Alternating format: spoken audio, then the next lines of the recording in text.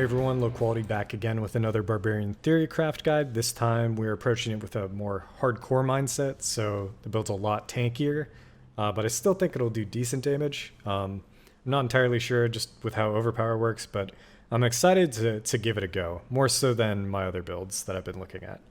So yeah, same as last video, we're going to go over core concepts first. Number one, we're going to talk about Overpower. That will lead directly into number two, which is Fortify. Number three, we will talk about shouts. And then number four, we'll talk about stuns and bleeds and kind of how that all blends together. So to start with Overpower, we're going to be getting it in two places. One is Combat Bash, which is Bash with a two-hander. If you crit 4 times, you get a guaranteed Overpower. The other is Earth Striker's Aspect. If you swap weapons 10 times, you get a guaranteed Overpower. And we will be overpowering Double Swing. We also have a bunch of damage on the tree, increased overpower, as well as the overpower dominate glyph. That's the gist of overpower, which again scales in damage with your max life and your max fortify. So leading straight into fortify, how are we getting that? There's a good amount of Fortify that you can get from just bashing. So bash is serving two purposes, right? It's setting up an overpower eventually, but in the short term, it's also just getting us some Fortify. We're also using all 3 shouts, and 2 of those shouts give you Fortify when you use them if you take the talent, which we are. And then we also get it from the Paragon board, Warbringer Power. So every 75 Fury you spend, you get Fortify. That's mostly it from our Fortify gen.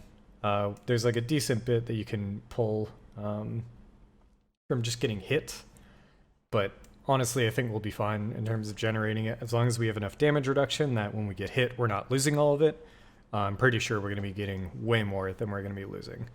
So moving on, I mentioned that we had all 3 shouts. Well, we are also using like the core shout combo that everybody's going to be using. It seems like everybody's going crazy over it. So basically Rallying Cry, Challenging Shout, and War Cry.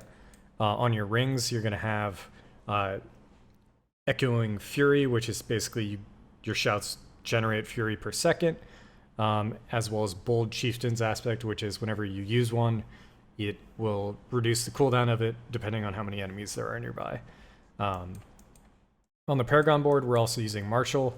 After casting a shout skill, the active cooldown of other shout skills is reduced. So basically just a ton of cooldown reduction for all the shouts, and essentially you're going to try to keep as much uptime as possible using Booming Voice to increase the duration. And also something, again, unique to this build, I'm trying to be more defensive. We are maxing out Challenging Shout. So it actually starts off at 40% damage reduction and increases by 4% per point. So it's actually pretty good to put points into compared to other options on the tree. But overall, that's kind of like the shout package that you're going to see in a lot of builds. Moving on to maybe where some of the damage from this build is going to come in. I don't really know if it's going to work, but we'll see. The weapon technique that we're going to be using is the two-handed sword, which anytime you deal direct damage, 20% of it gets used as a bleed. I don't know what that is taking the 20% from. I don't know if it's the end result, if you crit, if you overpower. I don't know exactly what's happening there. All I know is that every single double swing, every single bash is going to be applying a bleed. And one of the affixes we're using is stunning a bleeding enemy deals 40% of their total bleeding amount to them as physical damage. So basically, if we can guarantee that an enemy's bleeding and we stun them a bunch, then we're going to be doing that bleeding damage to them while the bleed is still ticking. And instead of using Wrath or Call of the Ancients, we're going to be using Iron Maelstrom because this also guarantees a very high damage bleed. So if the weapon technique two-handed bleed is not as strong as I think it is, I do know that guaranteeing Iron Maelstrom's bleed will be, right? So if we Iron Maelstrom and then immediately bash a bunch into stunning, what is this, every 4 times you stun, right? like it's essentially going to proc the bleed. So if we get a massive bleed going, we'll start doing more damage there. We also do more damage to stunned enemies. As well as, I think that's about it when it comes to the stun bleed combo. Concussion is another thing we have set up where normally you'd probably see this on a Hoda or an upheaval build where you're going to be using it for your core attack. I'm going to be using it for the basic. So,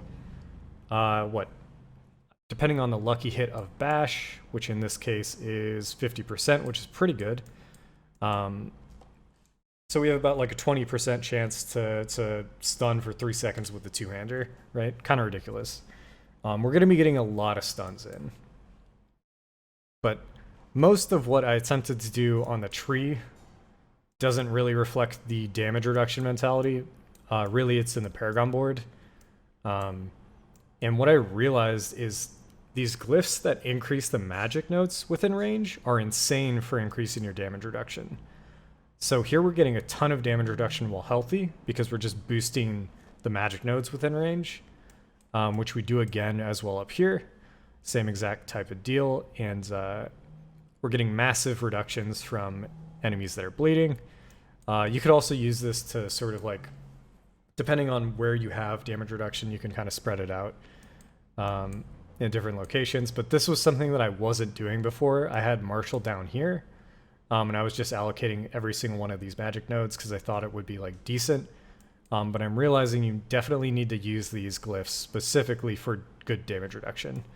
For the ones that don't increase it, you don't have to take everything, especially if it's just kind of shitty resistances, which again, we'll see exactly what comes out of this. But the Paragon board, you can take a look. It heavily focuses on life. I'm taking a bunch of max life. And I honestly don't know how much life this character is going to have. One of the items we're going for is the Grandfather, and you might think it's for the crit damage, but it's actually for the life, which it just has like a flat 1,000 life on it, which is kind of crazy. Oh yeah, the final aspect of the build is we're going to be using Magnum Opus. That's actually why we're using Double Swing. It's the only... Honestly, the only core skill that's going to be using one-handers that would want to overpower.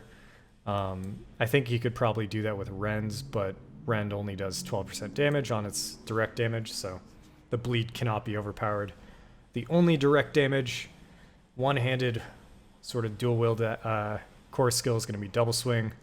We're going to be rocking Magnum Opus. We're going to be rocking...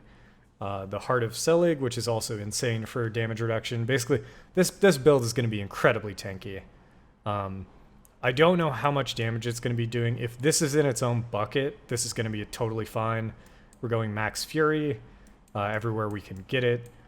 We're going max life everywhere we could get it. I'm excited to give this bad boy a go. I almost am confident enough to just jump into hardcore with this, even just never testing it. If you look at all the damage reduction added up, it's close to 90% without adding in like armor / resistances. I don't know if there's diminishing returns, but I don't know. I don't know if you can tell, but I'm like way more hype on this build than I was my last build. So I probably won't start with this build. I'm probably gonna, like most people, level or at least like start farming with a whirlwind build. So yeah, thanks for sticking around. If you made it this far, I'm going to keep pumping builds out before launch. I've got a Fist of the Fate build that I'm trying to figure out. A little hard to pull off, but I think it got something going. So we'll see what's next. But yeah, thanks for stopping by, guys. Catch you later. Peace.